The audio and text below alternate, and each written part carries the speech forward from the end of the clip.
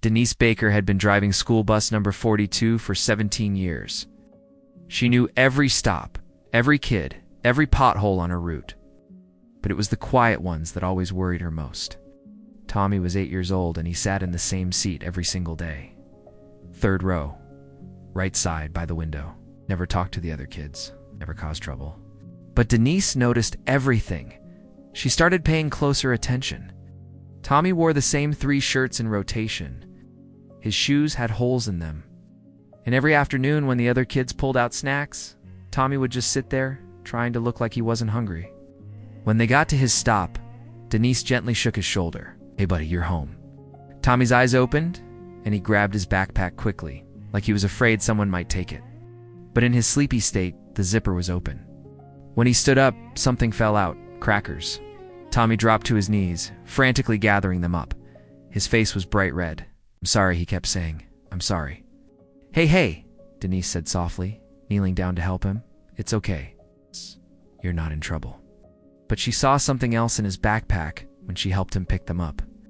2 apples that were starting to bruise. A half-empty bottle of water. Her heart sank. "Tommy," she said carefully, "is this your food for the week?" Tommy wouldn't look at her. He just nodded, clutching that backpack.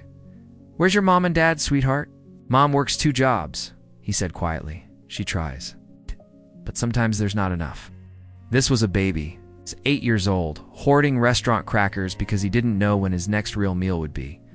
"You get on this bus tomorrow," she told him. "Same time, same seat." "Okay."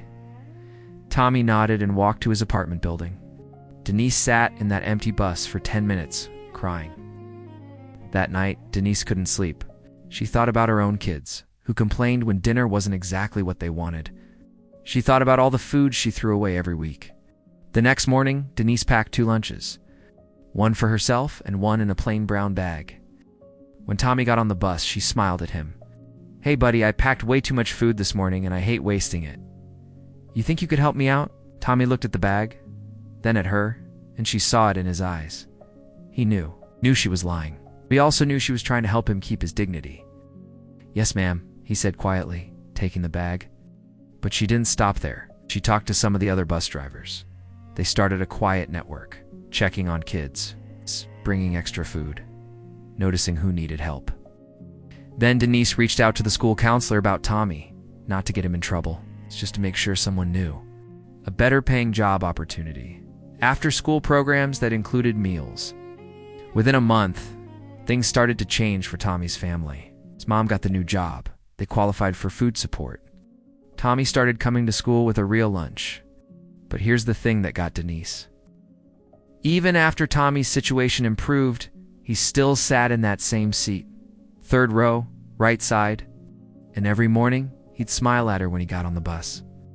One day, about 3 months after that first brown bag lunch, Tommy walked up to the front before his stop. "Miss Denise," he said. "Yeah, honey. Thank you for seeing me." For words. That's all it took to make Denise cry right there in the driver's seat. Because that's what it was really about, wasn't it? Not just the food, not just the help. It was about being seen. About someone noticing when a little boy was struggling and deciding to do something about it. Tommy's in high school now. He volunteers at a food bank every weekend.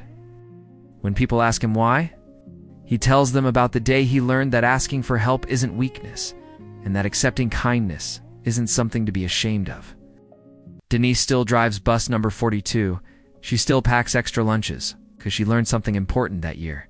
And sometimes all it takes to change a child's life is paying attention and giving a damn. Tommy wasn't invisible. He was just waiting for someone to see him. Denise did.